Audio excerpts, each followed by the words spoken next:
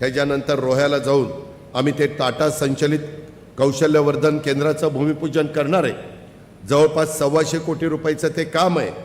त्याच्यामध्ये टाटा जवळपास 100 कोटी रुपये देणार आहे आणि 17 ते 20 कोटी रुपये राज्य सरकार त्याच्यामध्ये घालणार आहे। आणि अशा पद्धतीनं इनोव्हेशन सेंटर, इन्क्युबेशन सेंटर असे CIIIT हे सेंटर आपण त्या बाबतीमध्ये उभं करतोय। ह्याच्यातून आमचा सर्वांचा प्रयत्न आहे की तांत्रिक शिक्षणाची गुणवत्ता सुधारणं, भारतामध्ये कुशल मनुष्यबळाची वाढती गरज पूर्ण करणं, CIIIT सेंटर म्हणून या माध्यमातून मनुष्यबळाला नैसर्गिक वातावरणात कौशल्य प्रशिक्षण देणं।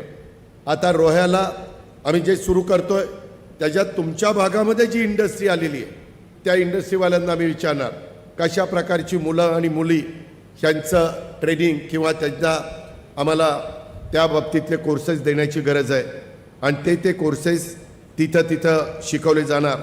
त्या उत्पादन क्षेत्रातील आवश्यक असणारे अभियंते, ऑपरेटर, तंत्रज्ञ, कुशल मनुष्यबळ यांचा तयार स्थानिक पूल आम्ही उपलब्ध करून देण्याचं काम हातामध्ये घेतलेलं आहे।